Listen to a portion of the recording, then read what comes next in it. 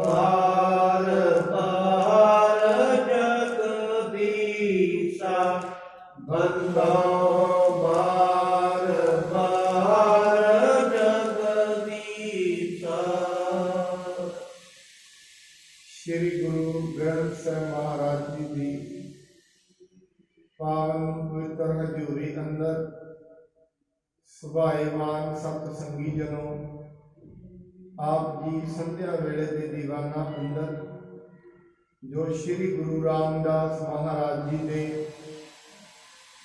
पावन इतिहास की कथा चल रही है, उसनूं श्रवण करने वास्ते जुड़ बैठे। क्योंकि परमात्मा दीयां कथा कहानियां, गुरु दीयां कथा कहानियां, संतां महापुरखां दीयां कथा कहानियां, उन्हां महान आत्मा दीयां कथा कहानियां जिन्हां ने इस दुनिया नूं सीधा मार्ग दिखाया। भुले सिख गुर समझाए, उजड़ जांदे मार्ग पाए। उजाड़ विच जांदियां लोकां नूं मार्ग ते पाया। पहला आप उस मार्ग नूं परफकता नाल तैयार किया, फिर दुनिया नूं सीधा मार्ग दिखाया, रोशनी दिखाई। करोड़ां जन्मां दियां धक्कियां तो, करोड़ां जन्मां दियां ठोकरां तो बचाया,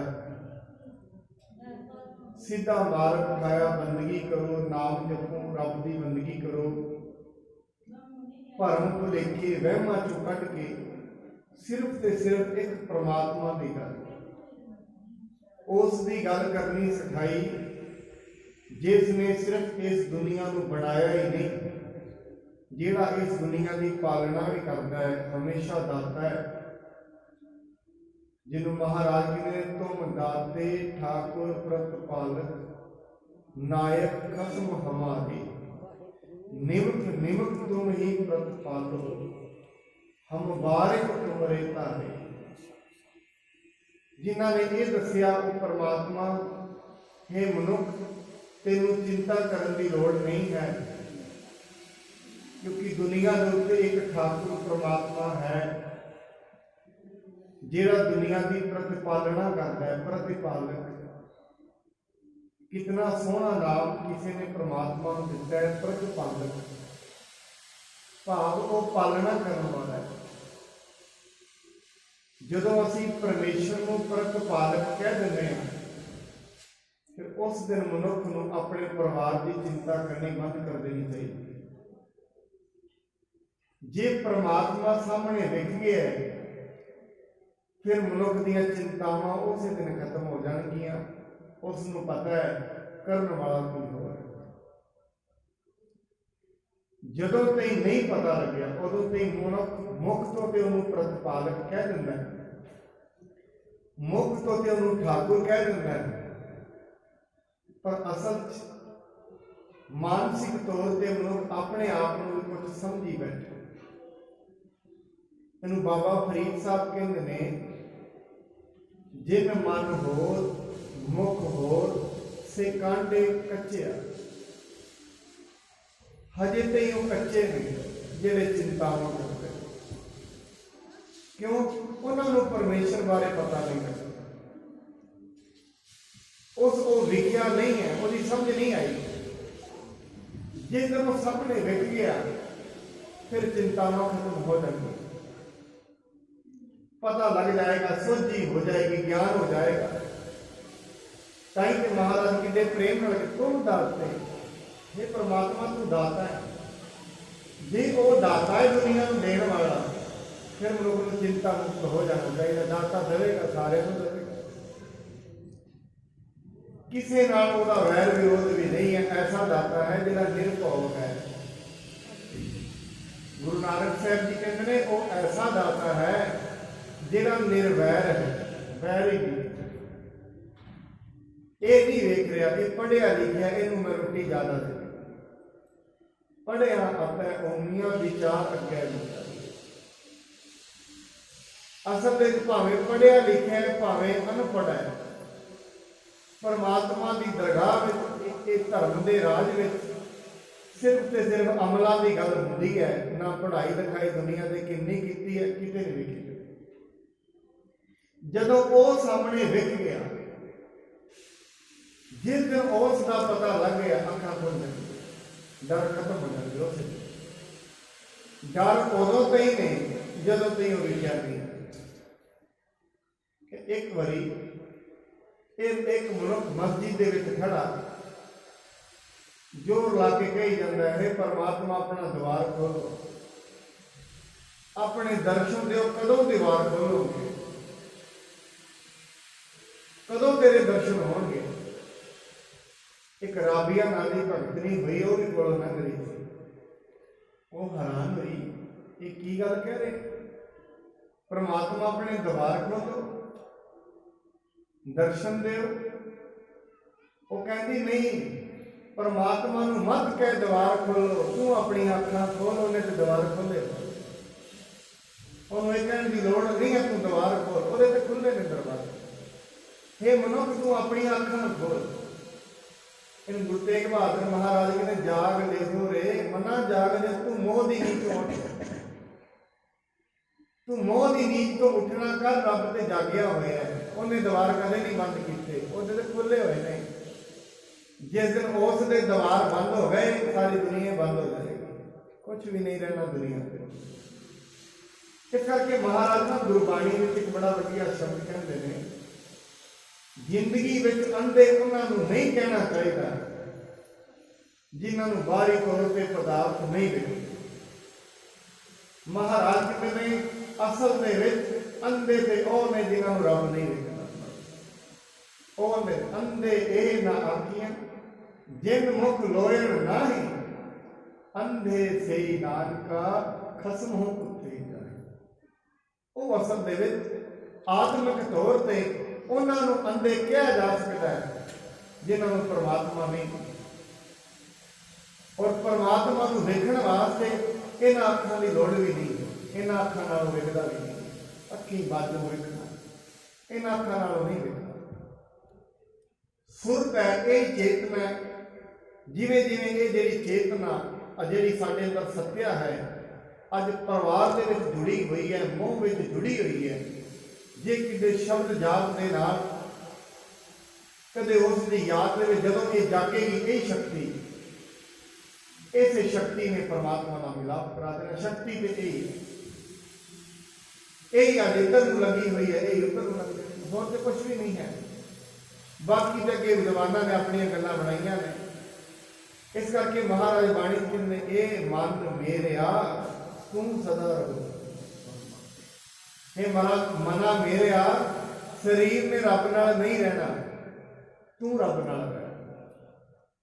हे मना मेरिया तू रब नूं याद कर, हे मेरी चेतना तू पदार्थों को याद करती है, सारा दिन चिंतावां भी करती है कि चिंतावां किते कुछ खट लिया नहीं।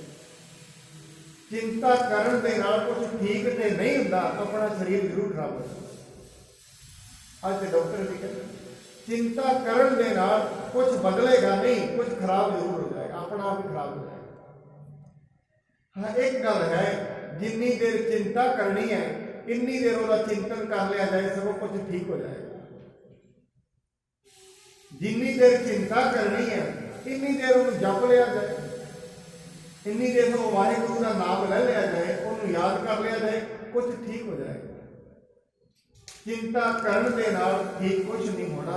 सिर्फ मनुख अपनी जिंदगी जो बीत गया है, जिवें सप निकल जाए, मनुख लकीरां नूं कुट्टी जाएगा, निकलता सप से गया। जो होना सी वो हो गए, जो अगे होना है, जे होना ही होना है, उन्हें रोकिया भी नहीं जा सकता। चिंता ताकि कीजिए जो अनहोनी होए, अनहोना कुछ नहीं होना दुनिया, जो होना है वो होके रहना, जो नहीं होना है वो नहीं होना। इस करके चिंता से मनुख को ना कर, पर मनुख को चिंता सारा दिन रहती है। क्यों? हजे इनू दाता नहीं विक रहा, प्रतिपालक नहीं विक रहा। हजे इनू एवं लगता है प्रतिपालना मैं कर रहा, बच्चे पढ़ाने ने, उन्होंने ब्याह करने, पता नहीं कितना कुछ मनुख ने सोचा है। महाराज कहते नहीं, जो माता के गर्भ में अग्नि के विच वो रख सकता है तो इतने ना रखेगा। इस दुनिया से तू आया, तेन तो पता भी नहीं सी शरीर की हुंदा है, बीबी वाला शरीर है, भाई वाला शरीर है, रोटी की हुंदी है, पदार्थ की हुंदे ने, उन्हें एडा वड्डा कर दिता कि अगे ना करेगा। इस करके ये चिंतावां छड़ देनियां चाहिए ने, उहनूं याद करिए जिसने ये जगत बनाया, जिसने महाराज गुरबाणी दे विच कहंदे ने मलन भई मत माधवा, कहंदे असल दे विच हे परमात्मा माया के पति गल मेरे नाल एक बन गई है। भगत रविदास जी कहते हैं मेरी मत मैली हो गई, ये मत मैली है, थोड़ा जा एक क्रोध ने मैली कर दी है, थोड़ा लोभ ने कर दी है, थोड़ा मोह ने कर दी है, मैनू तेरी याद ही नहीं। मलिन भई मत माधवा तेरी गत लखी न जाए, मैं तेनू परमात्मा नहीं समझ रहा, तेनू दातार नहीं समझ रहा। मैं अपने आप की छोटी जी जिंदगानी सी, छोटा जा जीवन सी, ये जीवन चिंतावां विच ही बतीत हो गया। कदे कोई चिंता लग जाती है, कदे कोई झोड़ा लग जाता है, कदे कोई इच्छा लग जाती है, ये खत्म ही नहीं होगी। इस करके तू मेरे पे कृपा कर। फिर महाराज कहते जो वो कृपा करता है उदों फिर मनुख से ये कृपा होती है, उसको सत संगत मिल जाती है, फिर मनुख की सुरत अगे चलनी शुरू होती। जो कृपा होती है आनंद भया मेरी माए सतगुरु, ये सब तो वड्डी कृपा है।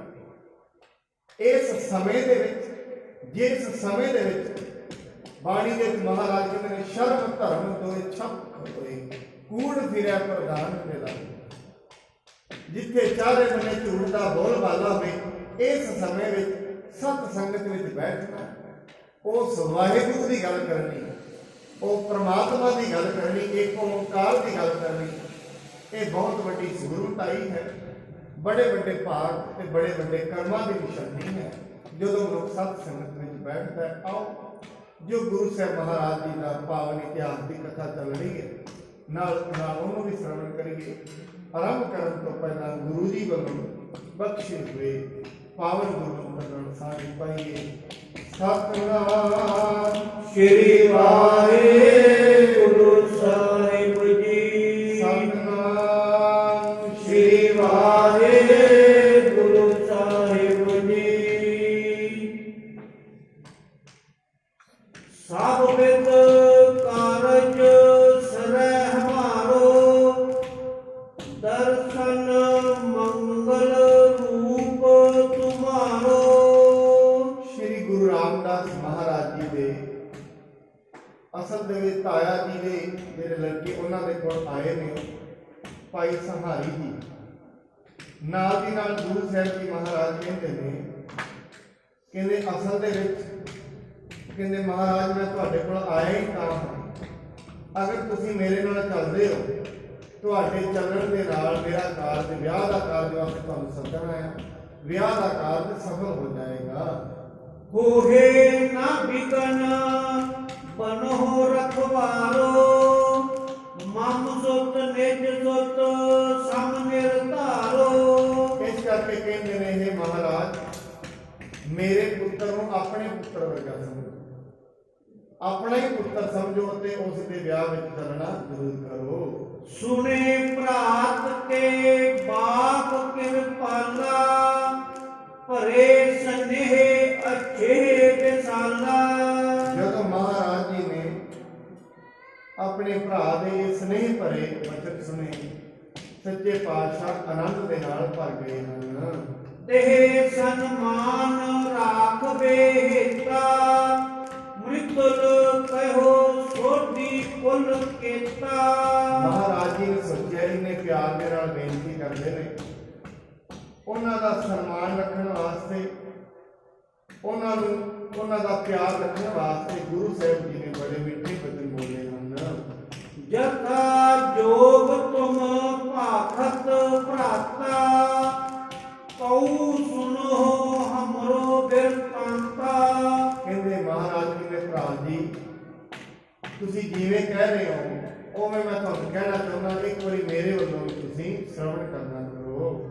ਦੇਸ ਵਿਦੇਸਣ ਸੰਗਤ ਆਵਹਿ, ਨਿਤ ਪ੍ਰਤ ਨਹੀਂ ਦਰਸ ਕਰ ਜਾਵਹਿ।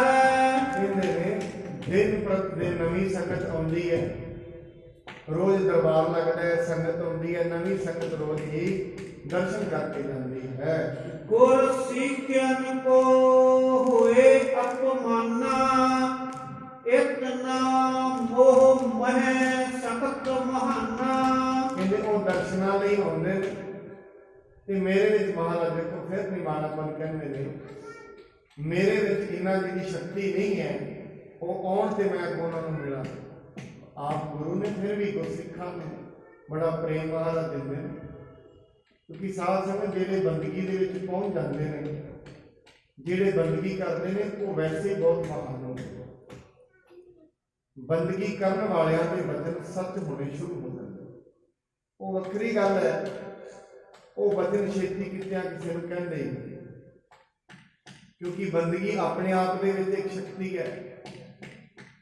ਹੁਣ ਮਹਾਰਾਜ ਸੱਚੇ ਪਾਤਸ਼ਾਹ ਕਹਿੰਦੇ ਨੇ ਉਹਨਾਂ ਦਾ ਅਪਮਾਨ ਮੈਂ ਨਹੀਂ ਸਾਂਗਾ, ਉਹ ਦਰਸ਼ਨ ਲਈ ਆਉਂਦੇ ਨੇ, ਕੋਈ ਗੱਲਬਾਤ ਵੀ ਆ ਕੇ ਕਰਦੇ ਹਨ ਤੇ ਉਹਨਾਂ ਦੀ ਇੰਨੀ ਮੇਰੇ ਵਿੱਚ ਸ਼ਕਤੀ ਨਹੀਂ, ਉਹਨਾਂ ਦੀ ਜਿਹੜੀ ਸ਼ਕਤੀ ਨੂੰ ਮੈਂ ਸਹਿਨ ਕਰ ਸਕਾਂ। ਸਤਿਗੁਰ ਪਗ ਪੰਕਜ ਕੇ ਪ੍ਰੇਮੀ, ਜਿਨ ਕੋ ਦਰਸ਼ਨ ਨਿਤ ਸੁਖ ਛੇਮੀ। ਮਹਾਰਾਜ ਸੱਚੇ ਪਾਤਸ਼ਾਹ ਕਹਿੰਦੇ ਉਹ ਜਿੰਨੇ ਵੀ ਸੰਗਤ ਆਉਂਦੇ, ਕਿਉਂਕਿ ਹੁਣੀ ਅਸੀਂ ਗੱਦੀ ਤੇ ਬੈਠੇ ਹਾਂ ਤੇ ਉਹ ਸਾਰੇ ਸਿੱਖ ਗੁਰੂ ਅਮਰਦਾਸ ਜੀ ਦੇ ਨੇ, ਜਿਹੜੇ ਗੁਰੂ ਅਮਰਦਾਸ ਜੀ ਮਹਾਰਾਜ ਮਨੁੱਖ ਨੂੰ ਆਪਣੇ ਵਚਨਾਂ ਦੇ ਰਾਹੀਂ ਸੱਚ ਦਾ ਉਪਦੇਸ਼ ਦੇ ਕੇ, ਐਸੇ ਉਹਨਾਂ ਦੇ ਵਚਨ ਹਨ ਜਿਹੜੇ ਮਨੁੱਖ ਨੂੰ ਮੁਕਤੀ ਦੀ ਦਾਤ ਬਖਸ਼ਦੇ ਹਨ। ਪਰ ਅਰ ਸਰਾਪ ਸਫਲ ਜਿਨ ਕੇਰੇ, ਤਿਨਹੂ ਪ੍ਰਸੰਨ ਕਰਨ ਇੱਛ ਮੇਰੇ। ਮਹਾਰਾਜ ਕਹਿੰਦੇ ਮੈਂ ਤਾਂ ਉਹਨਾਂ ਗੁਰਸਿੱਖਾਂ ਨੂੰ ਪ੍ਰਸੰਨ ਕਰਨਾ ਚਾਹੁੰਦਾ ਜਿਨ੍ਹਾਂ ਦੇ ਵਰ ਤੇ ਸਰਾਪ ਪੱਕੇ ਹੀ ਹੁੰਦੇ ਨੇ, ਜਿਨ੍ਹਾਂ ਦੇ ਵਰਾਂ ਤੇ ਸਰਾਪਾਂ ਵਿੱਚ ਕੋਈ ਫਰਕ ਨਹੀਂ, ਉਹ ਵਰ ਵੀ ਦੇਣ ਤੇ ਲੱਗ ਜਾਂਦਾ ਹੈ, ਸ਼ਰਾਪ ਵੀ ਦੇਣ ਤੇ ਲੱਗ ਜਾਂਦਾ। ਸਾਧ ਸੰਗਤ ਗੱਲ ਇਹ ਹੈ, ਜਦੋਂ ਮਨੁੱਖ ਦੇ ਵਿੱਚ ਸੱਚ ਆ ਜਾਂਦਾ, ਭਾਵੇਂ ਜਿਹੜਾ ਗੁਰਸਿੱਖ ਹੁੰਦਾ ਵਰ ਸ਼ਰਾਪ ਤੋਂ ਬੜਾ ਉੱਚੇ ਹੁੰਦਾ, ਉਹ ਐਸੇ ਮਾੜੇ ਬਚਨ ਕਦੇ ਮੁਖ ਚੋਂ ਕੱਢਦਾ ਹੀ ਨਹੀਂ, ਹਮੇਸ਼ਾ ਮਿੱਠ ਬੋਲੜਾ ਹੀ ਬੋਲਦਾ ਹੈ और हमेशा सहन ही करता है। बहुत कुछ होंदिया भी बड़ा कुछ माड़ा भी हो जाए फिर भी नहीं बोलता, हमेशा शांत, हमेशा परमात्मा के भाने में रहना। और मनुख नूं बंदगी करदिया रहना भी उहदे भाने विच ही चाहिए, क्योंकि भाने विच ही सुख है, हुक्म दे विच ही सुख है।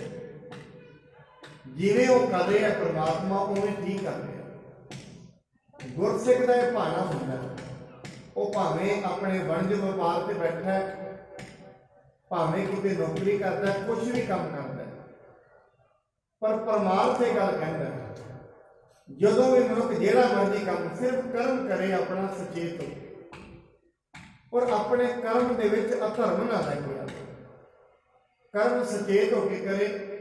कर्म करना चाहिए, परिणाम जो मर्जी हो, क्योंकि परिणाम मनुख के हाथ में नहीं।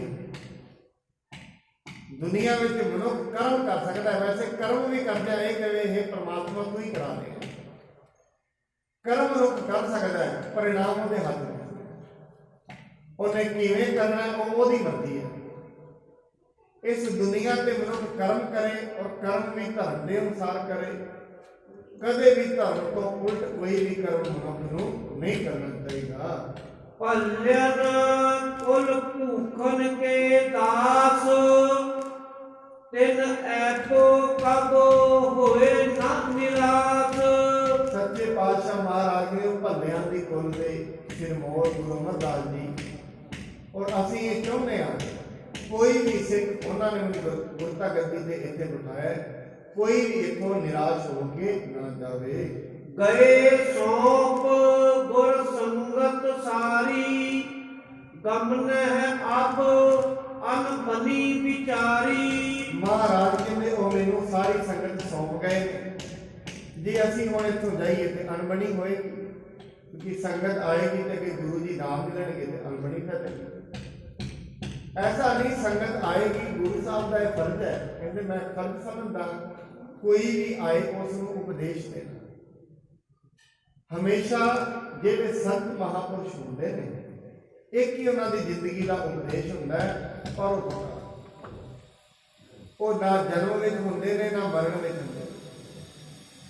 जिन्नी भी दुनिया आउंदी है वो जन्म मरण के चक्कर में ही आउंदी है, जो अपने कर्मां के अनुसार होंदे ने, कर्मां के अनुसार ही दुख सुख भोगते हैं।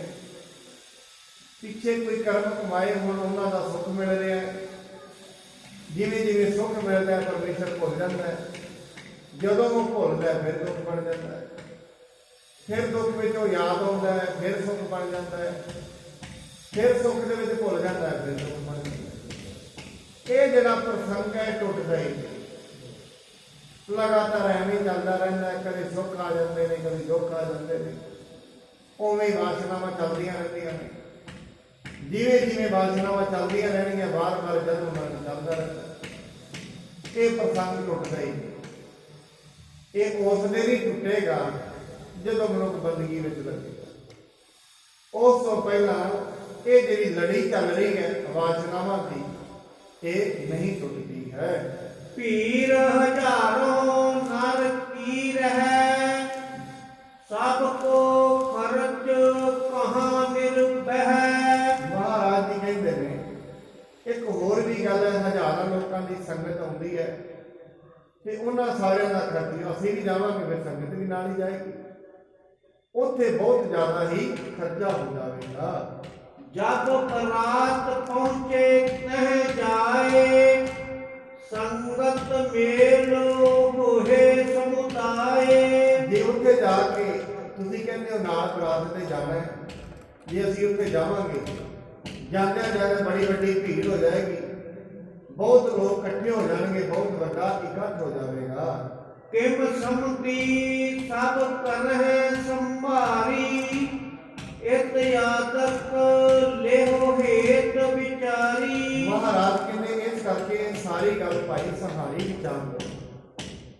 असीं जावांगे फिर असीं इकल्ले नहीं जावांगे, इन्नी संगत जाएगी, हजारों लोग नाल जाणगे, ਜਿਹੜੇ ਤੁਹਾਡੇ ਅੱਗੇ ਸੰਬੰਧੀ ਨੇ ਕਿ ਉਹ ਸਾਰਾ ਕੁਝ ਸੰਭਾਲ ਲੈਣਗੇ, ਕਿਉਂ ਉਹਨਾਂ ਤੇ ਬੋਝ ਪਾਉਣਾ। ਇਹ ਬਹੁਤ ਹੀ ਵੱਡਾ ਜ਼ਿਆਦਾ ਖਰਚ ਉਹਨਾਂ ਦਾ ਹੋਵੇਗਾ। ਜਥਾ ਜੋਗ ਸੁਣ ਬਚਨ ਸੰਹਾਰੀ, ਬਿਨੈ ਸਨੀ ਪੁਨ ਗਿਰਾ ਉਚਾਰੀ। ਭਾਈ ਸਹਾਰੀ ਜੀ ਨੇ ਗੁਰੂ ਸਾਹਿਬ ਜੀ ਦੇ ਬੋਲ ਸੁਣੇ, ਕਿਉਂਕਿ ਸਾਧ ਸੰਗਤ ਮਹਾਰਾਜ ਬਾਣੀ ਦੇ ਵਿੱਚ ਵੀ ਕਹਿੰਦੇ ਨੇ ਜਿਹੜੇ ਗੁਰਸਿੱਖ ਹੁੰਦੇ ਨੇ ਰੱਖ ਰੱਖ ਚਰਨ ਧਰੇ ਵੀ ਚਲਾਏ, ਹਰੇਕ ਕਦਮ ਹੀ ਉਹ ਸੋਚ ਵਿਚਾਰ ਕੇ ਕਰਦੇ, ਹਰੇਕ ਸ਼ਬਦ ਉਹ ਸੋਚ ਵਿਚਾਰ ਕੇ ਬੋਲਦੇ। ਵੈਸੇ ਇੰਨੀ ਵਿਚਾਰਾਂ ਦੀ ਲੋੜ ਨਹੀਂ, ਬਾਰ-ਬਾਰ ਬੰਦਗੀ ਕਰਦੇ ਨੇ, ਕੁਝ ਨਿਰਮਲ ਹੋ ਜਾਂਦੀ ਹੈ, ਹਰ ਚੀਜ਼ ਉਹਨਾਂ ਨੂੰ ਵਿਖਣੀ ਸ਼ੁਰੂ ਹੋ ਜਾਂਦੀ ਸਾਹਮਣੇ। ਬੜੀ ਮੇਰੀ ਬੇਨਤੀ ਕੀਤੀ ਕਿ ਪਰਮਾਤਮਾ ਜਿਸ ਦਿਨ ਲਿਖਣਾ ਕੋਈ ਬਾਹਰੋਂ ਨਹੀਂ ਲਿਖਣਾ, ਅੰਦਰੋਂ ਹੀ ਲਿਖਣਾ, ਇੱਥੇ ਹੀ ਲਿਖਣਾ। ਹਰ ਥਾਂ ਤੇ ਉਹ ਪਰਮਾਤਮਾ ਜੇ ਹੈ ਫਿਰ ਲਿਖਦਾ ਕਿਉਂ ਨਹੀਂ? ਕਿੰਨੀ ਮਨੁੱਖ ਦੇ ਸਾਹਮਣੇ ਕਿੰਨਾ ਵੱਡਾ ਪ੍ਰਸ਼ਨ ਹੈ, ਜੇ ਉਹ ਹੈ ਫਿਰ ਲਿਖਦਾ ਕਿਉਂ ਨਹੀਂ? ਅਸਲ ਦੇ ਵਿੱਚ ਗੱਲ ਇਹ ਹੈ, ਉਹ ਤੇ ਹੈ, ਸਦਾ ਹੀ ਹੈ, ਵੇਖਣ ਵਾਲੀ ਅੱਖ ਨਹੀਂ ਹੈ। ਉਹ ਤੇ ਹੈ, ਉਹ ਤੇ ਕਿਰਪਾਲੂ ਕਰਦਾ ਹੈ, ਉਹ ਤੇ ਕਿਰਪਾ ਕਰਦਾ ਹੈ, ਮਨੁੱਖ ਤੇ ਦਇਆ ਕਰ। ਇਹ ਨਹੀਂ ਹੈ ਉਹ ਹਜੇ ਨਹੀਂ ਕਰ ਰਿਹਾ, ਕਰ ਰਿਹਾ, ਉਹਦੀ ਦਇਆ ਕਰਕੇ ਤੇ ਜੀਵਨ ਹੈ। ਜਿਸ ਦਿਨ ਉਹਦੀ ਦਇਆ ਉੱਠ ਜਾਏਗੀ ਇਹ ਜੀਵਨ ਹੀ ਨਹੀਂ ਰਹਿਣਾ। ਉਸ ਦੀ ਦਇਆ ਕਰਕੇ ਤਾਂ ਹੀ ਤੇ ਜੀਵਨ ਹੈ, ਉਹਦੀ ਦਇਆ ਤਾਂ ਹੀ ਤੇ ਸਵਾਸ ਚੱਲ ਰਹੇ ਨੇ। ਜੇ ਉਸ ਦੀ ਦਇਆ ਨਾ ਹੋਵੇ ਤਾਂ ਸਵਾਸ ਨਹੀਂ ਚੱਲਣਗੇ। ਹੁਣ ਇਹ ਵਾਲੀ ਦਇਆ ਕੋਈ ਵਿਰਲਾ ਵੇਖਦਾ ਵੀ ਮੇਰੇ ਤੇ ਦਇਆ ਤੇ ਹੈ ਉਹਦੀ, ਇਹਦੇ ਉੱਤੇ ਦੋਸ਼ ਲਾਉਣਾ ਹੈ ਪਰਮਾਤਮਾ ਤੇ, ਤੂੰ ਦਇਆ ਕਰ, ਇਹਦਾ ਮਤਲਬ ਦਇਆ ਨਹੀਂ ਕਰਦਾ। ਜਦੋਂ ਮਨੁੱਖ ਕਹਿੰਦਾ ਤੂੰ ਮੇਰੇ ਤੇ ਦਇਆ ਕਰ, ਦਇਆ ਤੇ ਉਹ ਕਰ ਰਿਹਾ, ਦਇਆ ਵੇਖਣ ਦੀ ਲੋੜ ਹੈ। ਉਹ ਤੇ ਹਮੇਸ਼ਾ ਹੀ ਕਿਰਪਾਲੂ ਹੈ, ਦਿਆਲੂ ਹੈ, ਉਹਦਾ ਸੁਭਾਅ ਹੀ ਪਰਮਾਤਮਾ ਦਾ ਬੜਾ ਮਿੱਠਾ ਬੋਲਣਾ। ਇਹ ਮਨੁੱਖ, ਕਿਉਂਕਿ ਮਨੁੱਖ ਕਈ ਵਾਰੀ ਐਸਾ ਹੀ ਕਰਦਾ ਹੈ, ਦੋਸ਼ ਦੂਜੇ ਤੇ ਲਾਉਂਦਾ। ਆਪਣੇ ਆਪ ਨੂੰ ਜਿਹੜਾ ਦੋਸ਼ ਦੇਵੇ ਉਹ ਧਾਰਮਿਕ ਹੋ ਜਾਂਦਾ ਹੈ, ਜਿਹੜਾ ਦੂਜੇ ਨੂੰ ਦੋਸ਼ ਦੇਵੇ ਉਹ ਰਾਜਨੀਤਿਕ ਹੋ ਜਾਂਦਾ। ਰਾਜਨੀਤਿਕ ਮਨੁੱਖ ਹਮੇਸ਼ਾ ਦੂਜੇ ਨੂੰ ਦੋਸ਼ ਦੇਵੇ। ਰਾਜਨੀਤਿਕ ਇਹ ਨਹੀਂ ਜਿਹੜੇ ਇਲੈਕਸ਼ਨ ਲੜਦੇ ਨੇ, ਇਹ ਮਤਲਬ ਨਹੀਂ ਹੈ। ਜਿਹੜੇ ਮਨੁੱਖ ਦੂਜੇ ਨੂੰ ਦੋਸ਼ ਦਿੰਦੇ ਨੇ ਆਪਣੇ ਨੇੜੇ ਨਹੀਂ ਆਏ, ਇਹਦਾ ਮਤਲਬ ਆਪਣੇ ਮਨ ਨੂੰ ਨਹੀਂ ਵੇਖਿਆ, ਆਪਣੇ ਸੁਭਾਅ ਨੂੰ ਨਹੀਂ ਵੇਖਿਆ, ਆਪਣੇ ਕਰਮਾਂ ਨੂੰ ਨਹੀਂ ਵੇਖਿਆ। ਜਦੋਂ ਮਨੁੱਖ ਆਪਣੇ ਨਜ਼ਦੀਕ ਬੈਠਦਾ ਹੈ, ਬੰਦਗੀ ਦੇ ਵਿੱਚ ਬੈਠਦਾ ਹੈ, ਉਹਨੂੰ ਆਪਣੇ ਕਰਮ ਪਤਾ ਲੱਗਦਾ ਹੈ, ਫਿਰ ਉਹਨੂੰ ਲੱਗ ਜਾਂਦਾ ਹੈ ਇਹ ਦੋਸ਼ ਕਿਸੇ ਦਾ ਨਹੀਂ, ਦੋਸ਼ ਮੇਰਾ ਹੀ ਹੈ। ਫਿਰ ਮਨੁੱਖ ਉਹ ਬੇਨਤੀ ਕਰ ਲੈਂਦਾ ਪਰਮਾਤਮਾ ਕਿਰਪਾ ਤੇ ਤੂੰ ਕਰ ਰਹੇ ਹੈ, ਐਸੀ ਕਿਰਪਾ ਮੇਰੇ ਤੇ ਕਰੋ, ਇਹ ਮੇਰੇ ਤੋਂ ਸਹਾਰਿਆ ਨਹੀਂ ਜਾ ਰਿਹਾ, ਇਹ ਵੀ ਤੇਰੀ ਕਿਰਪਾ ਹੈ। ਫਿਰ ਪਰਮਾਤਮਾ ਮਨੁੱਖ ਦੀ ਅਰਦਾਸ ਨੂੰ ਸਰਵਣ ਕਰਦਾ। ਐਸਾ ਨਹੀਂ ਉਹ ਨਹੀਂ ਸੁਣਦਾ, ਸੁਣਦਾ ਹੈ, ਹਮੇਸ਼ਾ ਹੀ ਅਰਦਾਸਾਂ ਸੁਣਦਾ ਹੈ। ਕਿਉਂਕਿ ਜੇ ਦੂਰ ਹੋਏ ਫਿਰ ਤੇ ਨਾ ਸੁਣੇ, ਨਾਲ ਤੇ ਬੈਠਾ ਹੀ ਹੈ, ਉਹ ਤੇ ਨਾਲ ਹੀ ਰਹਿੰਦਾ ਹੈ, ਫਿਰ ਤੇ ਸੁਣਨੀ ਹੈ ਉਹਨੇ। ਇਸ ਕਰਕੇ ਉਹ ਤੇ ਕਿਰਪਾ ਦਾ ਸਾਗਰ ਹੈ।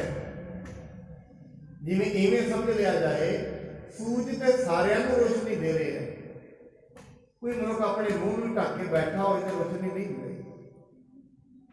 ਸੂਰਜ ਦਾ ਕੰਮ ਤੇ ਰੋਸ਼ਨੀ ਦੇਣਾ ਹੈ।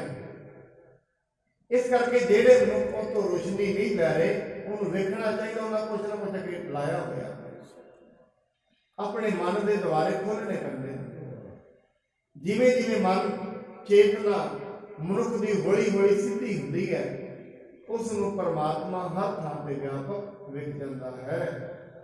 ਉਚਿਤ ਆਪ ਸਭ ਮੋਹਿ ਸੁਨਾਈ, ਆਪ ਭੀ ਸੰਗਤ ਹੈ ਸਮੁਦਾਈ। ਭਾਈ ਸਹਾਰੀ ਜੀ ਕਹਿੰਦੇ ਮਹਾਰਾਜ ਤੁਸੀਂ ਗੱਲ ਠੀਕ ਕਹੀ, ਹੁਣ ਵੀ ਅਸੀਂ ਵੇਖ ਰਹੇ ਹਾਂ ਬੜੀ ਸੰਗਤ ਇੱਥੇ, ਤੁਸੀਂ ਇਹ ਗੱਲ ਠੀਕ ਕਹਿ ਰਹੇ ਹੋ ਵੀ ਅਸਲ ਵਿੱਚ ਅਸੀਂ ਜਾਵਾਂਗੇ ਸੰਗਤ ਬੜੀ ਜਾਏਗੀ।